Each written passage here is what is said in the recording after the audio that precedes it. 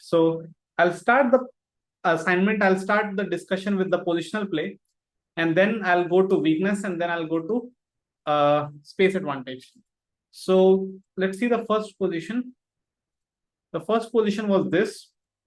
And those who have tried it, you can tell me in the chat what was the first move you tried as. I played queen b8, but then he blocked with the knight. What about I play queen e8?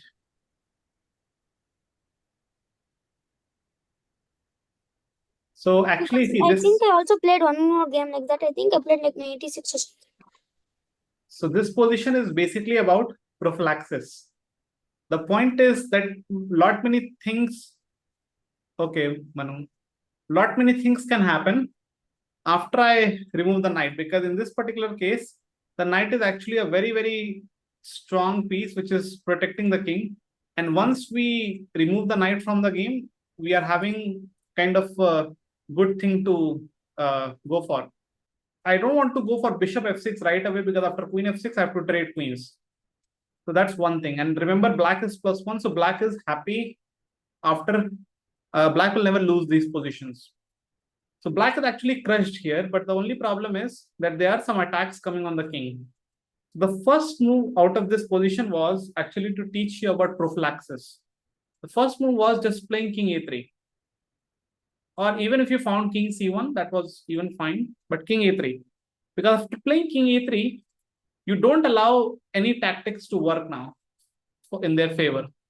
And now the threat is to go bishop to f6. So this is, suppose if they play a random move like this, now we can go bishop f6. Because after queen takes, I don't bother now, because we have queen c4 ideas. And something like rook d5. Okay, knight d5 involves checkmate. And we get the queen. And if you go rook d5, I guess we have rook e7. And queen d5. And again, in this particular position, again, we can see that probably rook d7 is just crushed here. So just it's about the importance of exchanging the knight. But why I selected this position was that I wanted to see how you guys are finding the exchange of the knight, because the moment you exchange the knight right away, queen f6 is very strong and it comes with check. And now black is fine. Black can never lose this. I'll make you guys play all these positions, those who have not tried it in today's class. But first of all, let me give a quick comment on all 13 assignments. This was the first one. The expected move was king a3 and then bishop f6. The second assignment was even more interesting because it's a losing assignment. I had selected this assignment. Sir, I've played this. Okay. All right. So I I won had against selected this assignment. And if you look at the computer's evaluation, black is winning here. I thought it was just like for black, I thought it was just +1. It's -3. God. Yeah. So here, why this assignment is selected? Because just to teach you that how should you play your losing positions. So here, the way to attempt this position is basically to not just keep guarding the pawn, rather to keep creating counterplay. In this particular position, I can see that g7, e5, b7 are weak pawns. So I can create counterplay very quickly by rook h1, king g6, rook h5, king f6, rook f5. And after this, if they try to go here, we can see that, okay, the other weakness is over here. We can always attack it. And now if they try to protect it, again, we can give a check. They go here, we can again give a kind of go back. And if they try to stay there, rook e5. Here. And now again, the point is that in this particular case, we have to just see that, okay, we have exchanged pawns. Black is again +1, because at the start of the position, when the position started, black was +1. The position that was selected was deliberate. Idea was to check how you guys are able to defend your position. That's why I had written in the assignment right away that can you find a draw, because white is losing this rook endgame. So the only idea was to find a draw against level 6. And if you are playing with 5, you have to win this game. But even if you draw against L5 is fine because actually white is losing. So we can start with Rook H, sorry. We can achieve this position. And now we can see that, okay, G7 and B7 are weak. So the moment you realize G7, B7 are weak, they can actually not go here to just take it. They'll play a random move. Okay, you can again just start checks. Yes, Manu. And just go here. So again, they'll have to do something out of it. And again, after this, you can go for a check. They can go here. And now we say that fine, time to enter. So this is what will happen. And they have to stop the entry. So they have to go here. And again, you have to just repeat. So this was the position. And once we, so my intention was to see if you guys are able to play for activity. Because when you're playing an end game, you have to remember three things. That if you're playing end game, you have to see the differences. His king is inactive, my king is slightly active. His rook is active, my king is rook, my rook is passive. So activity of your pieces and inactivity of opponent's pieces. These are two fundamentals of endgame. Third is pawn structure. You have to learn where are the weaknesses. Okay, this concept is very, very important to understand activity of your pieces, inactivity of opponent's pieces, and find weakness. Because only when you find weakness, you can make your pieces active and try attacking it. Okay, try attacking it. All right. So let's go back. Then there was the third assignment. See, guys, I select every assignment by a lot of thought. Okay, so every assignment that has been selected has been played by in very special tournaments. So I expect everyone from the batch to try it out. Try with very, very like seriousness, because every single assignment that has been selected takes like I really take time to select these positions. Okay. So now the third assignment was even more interesting. That this was like one of my favorite assignments. This, especially this one. This was the best assignment. I'll give you 5 minutes to think. Those who have tried it, those who have not tried it. Can you tell me what is this assignment all about? Take your time and only raise hand in the chat. I'll give you the option to speak. Yes, Anvay? Sir, is this assignment about space advantage? Okay. Have you tried this one? Yes, sir. Sir, I lost against this one. Okay. What did you play with? How do you start? Sir, I think I remember playing something like probably getting my rook out. I think so. Rook I out. think that's Okay. what I played. All I don't right. remember actually. I remember very vividly. No worries. Just think. All of you think here. See, I selected. I don't know if anyone has played this position. I guess someone has played it. I played. No. Like this position has been played by some grandmaster game. Oh, Very interesting idea. Okay, Krishna, what was your idea here? How did you start? so I started with rook takes a6, and then he didn't do rook takes b2 actually. I don't know why. Yeah, in my case, he also did that. He didn't take the pawn. Yeah, they don't take the pawn unless you force him to. They won't. That's what Just because taking the in pawn. both games against 5 and 6, he didn't take. I mean, so You after went with that, rook a6. All right. Okay. Yeah. Okay, but actually this position is not about that, because these two are weak pawns. Anytime they can be captured. If by going on rook a6, if you are winning material for free, then it's the best move without even a doubt. Suppose the pawn was here or something, then rook a6 is the best move. Or if you could push the pawn to b3 or something like that. Yeah, like that maybe. Okay, take your time here. Think. So g5. G5. Then see, you're giving up some. You when you advance. Then knight takes c5. Wait. No, I think I was wrong. You never try this. See, I'm selecting these positions which are very equal positions. If you sacrifice material, then nothing happens. So if we takes The knight is there to defend d6. Pradnesh. knight g5 and then knight e6. What if I take? Then recaptures. Then you like destroy. Yeah, it damages the center. And also the point is now you have lost the battle of e5. You know, Yes. e5 is also very strong. After this, bishop e5. This is actually very, very strong. h2 is very weak here. Rook a6 rhythm. Rhythm again. So remember, if I change the position, wait, hang on. So it is very important for the class to understand when Rook A6 is actually very strong. If I just shift the position like this or like that, doesn't matter where the pawn is. Now Rook A6 is best move, without a doubt. Right now, Rook A6 is not best move because you're not getting a free pawn. Remember, I have taught similar positions when Rook A6 works in which you're winning a pawn. Right now, you're not winning anything. You're actually allowing counterplay.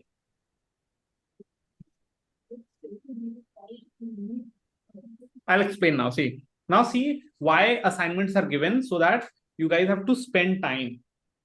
First of all, when you have to apply assignments, when you have to apply solving assignments, what you have to do, start with imbalance theory. Every time I'm selecting all the positions, every position has imbalances involved. So suppose now, let me start discussion. So here in this particular case, first of all, we have to figure out it's a bishop pair versus knight pair battle. Next thing, knights like jumping squares. So I can see this knight over here has no jumping squares because everything is covered.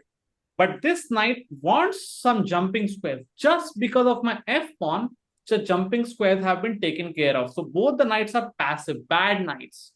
Second thing, this is a bad bishop, but a useful one. Because the bishop is actually a fianchetto bishop and it has a complete control of the diagonal. And if at some point the rook b2 bishop d4 happens, the bishop is going to be proving very, very strong. That's what we understood from the middle, like minor pieces of black. Coming to minor pieces of white. My knight is very strong because if it is possible to play it on e6, white has just won the game. But it cannot go anywhere on e6. So we'll wait. Okay, the knight is actually not a bad knight. It is called as active knight or maneuvering knight. My bishop, okay, my pawn in the center is a light square pawn. So this bishop is a bad bishop. This bishop is a good bishop. Now, this is good. So, okay, this bishop is a good bishop. That's what we understood. Second thing, space. White has some space advantage in the center, which is a good thing to understand. Also, something on the king side. But the problem is you cannot push any pawn on the king side because the moment you push one pawn, you allow jumping squares. The moment you push any pawn takes, you allow jumping squares. So you cannot push anything. Okay, Manu says b3. Yeah, b3 is fine. It's a decent move, but it's not again in the heart of the position because it still is a isolated pawn. So again, the pressure is going to come to you many, many times. Once the rooks get double, you cannot protect the pawn. So here what you have to understand that you have to stop infiltration of the rook on the second rank. That's one thing. Next thing, you have to look at the king because in the imbalance theory, I have also mentioned king safety as one of the imbalances. If you look at this king and imagine if I remove this bishop, just remove this bishop out of the board like this, suddenly I can realize that the king is very, very unsafe.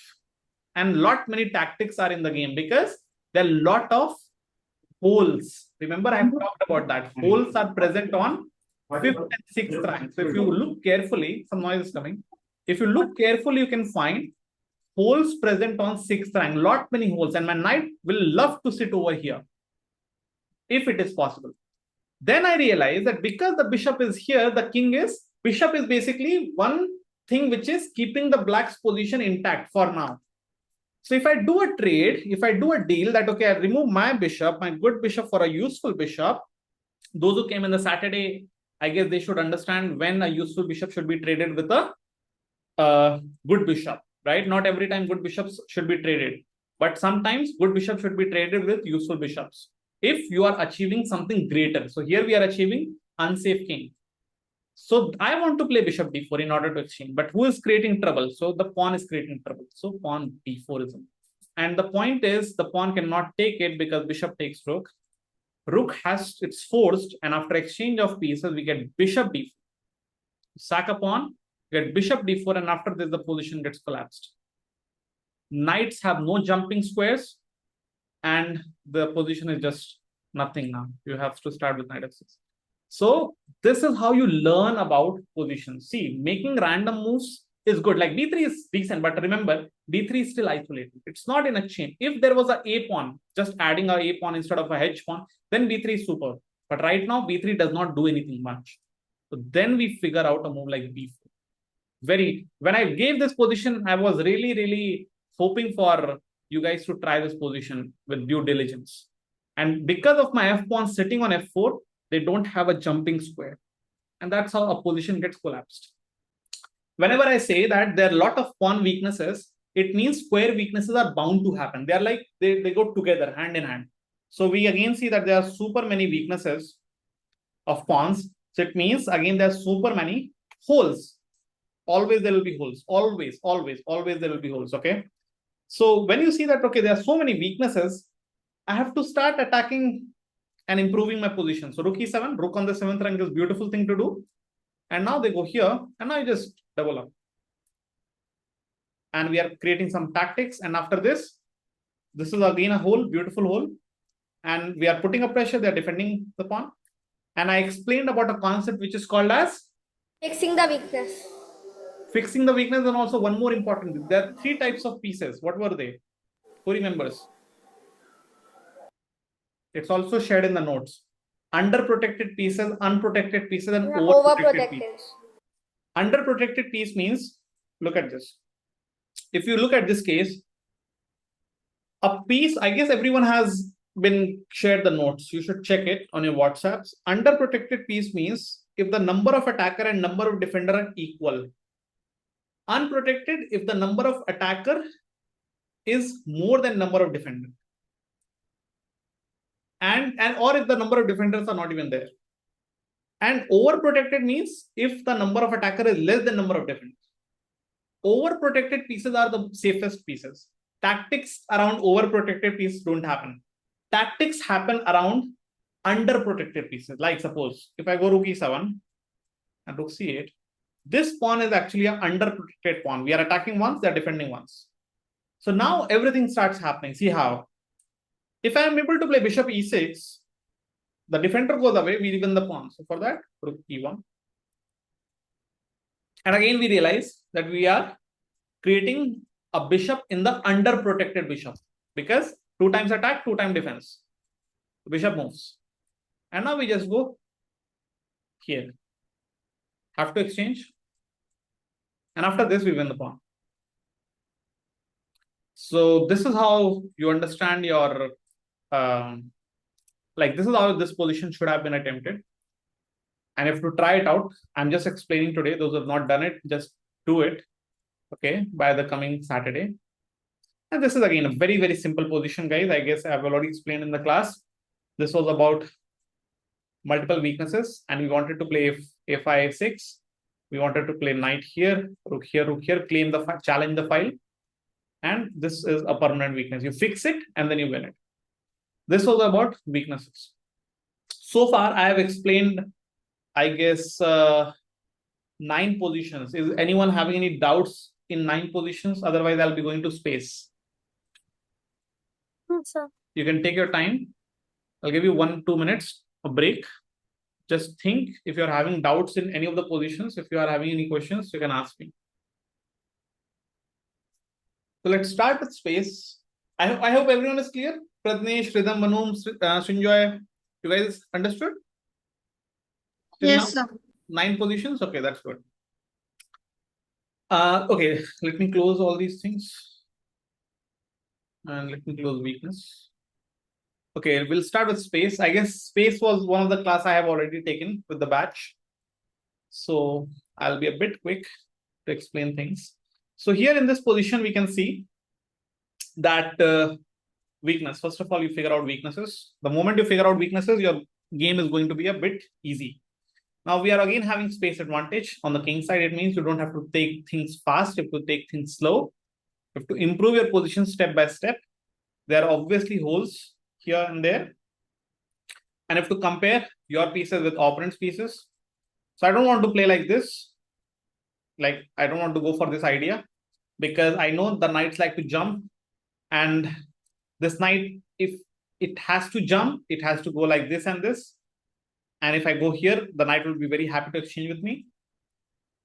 So here in this position, I can see that my rook is very happy and their rook is passive. So those who have tried this position, what was your first move? Sir, mine was, I think mine was knight to b5.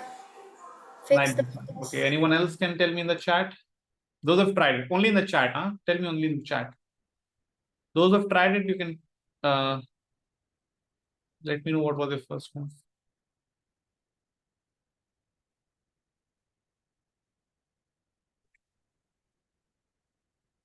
Those who have not tried it, just think and tell me what looks like is a good move. Yes, Krishna, very good. Good.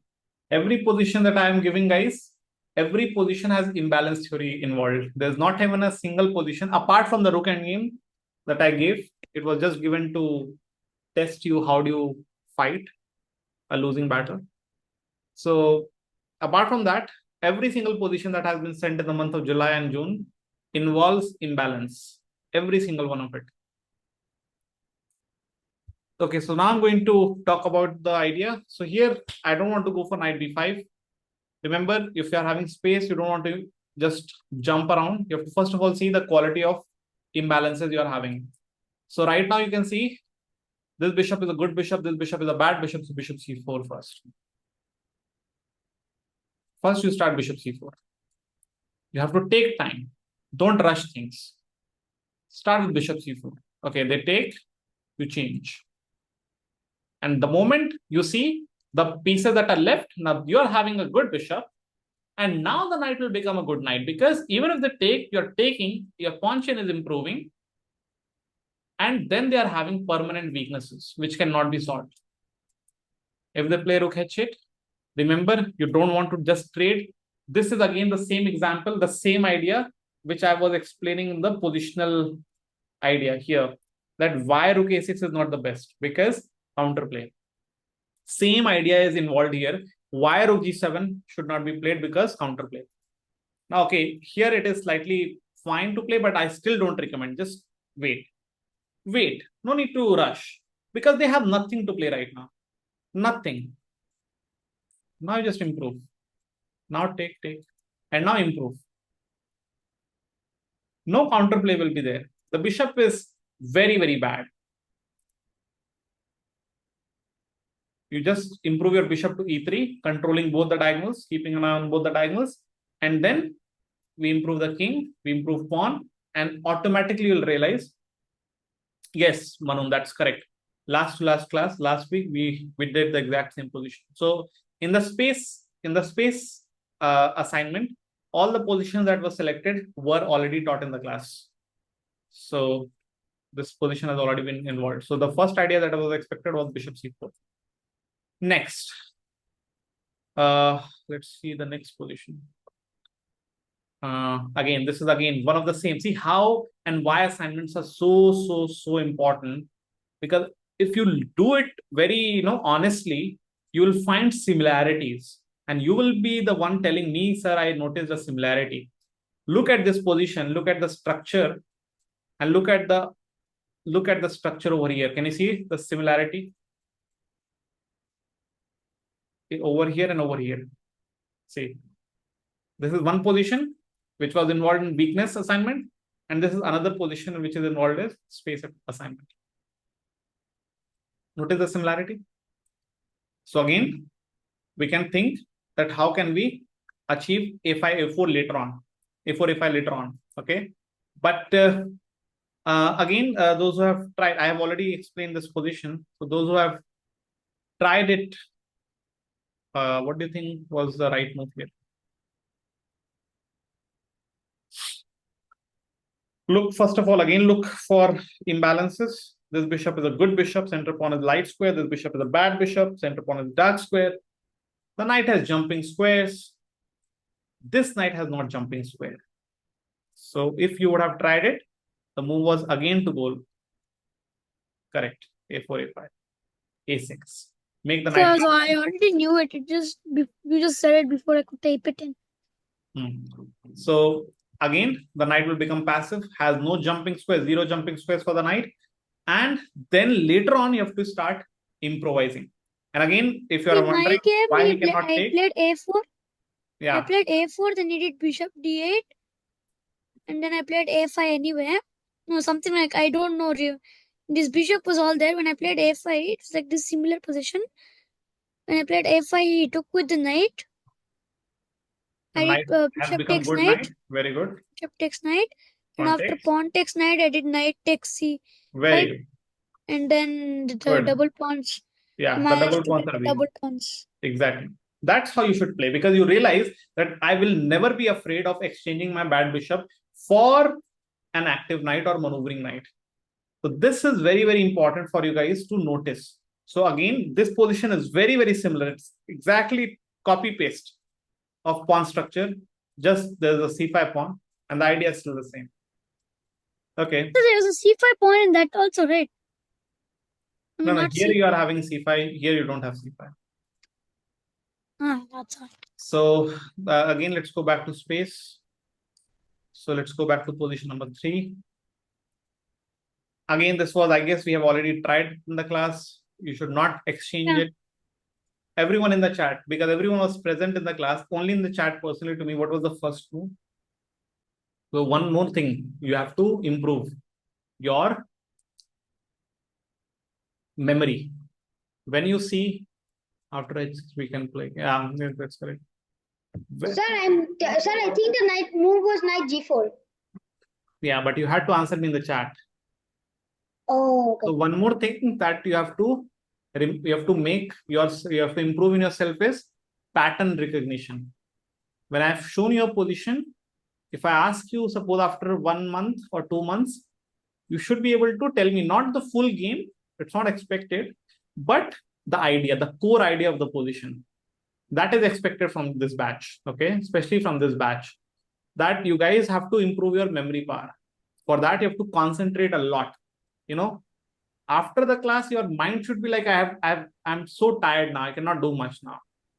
So you have to. So that's what happened to me. Remember, sir, you one time you asked, like, what should we you told us to take one screenshot of some position, right? Because it wasn't saved. Yeah, for that position, I was like, the position where I had to play bishop c4. In that position, after the class was over, I tried to do the position. I was like, what the hell do I have to do here? I totally forgot. But then after like 2-3 days, I tried again, and then oh my god, it's bishop c4. That's like, yes. So yes, that's correct. So one thing that you have to improve in yourself, which is really, really expected by now, because you guys are now going for tournaments and you guys are playing well outside, but now it's really expected that you guys have to improve your memory power. If I show your position, you have to remember ideas. It is expected. If you're not remembering ideas, there's a problem. So you have to see, you have to find out where is the problem. Are you not concentrating more, or are you not practicing it again? So, you know, because expectation is that you have to remember the idea, not the full game, but starting ideas. And you have to match with that in reality. Okay. So here the move was knight g4. The idea is the bishop is hit. If the bishop goes back, Pawn to hit 6. Yeah, but bishop and then you just develop. And the game was rook e7. We go rook e2, and then knight here. Never trade, because it's kind of the file claiming. So they will not do that. So after this, whatever they do. So when I played it, he actually decided to trade. And one more important funda was that suppose if they make a random move, just to make a waiting move. So one more important idea is never ever keep the bishop away, because you have to control a5 square. Otherwise, you'll start doubling up. So the bishop is very important. Some noise is coming. Only because of the bishop, the a5 square cannot be taken, and they can never double up, because they will be very happy to say, you know what, please exchange. Why? Because now the knight can sit on b6, hitting c4, and the rook can go here. They'll be happy. So you have to keep an eye on the a5 square always. So that's one thing about one detail about the position. Okay.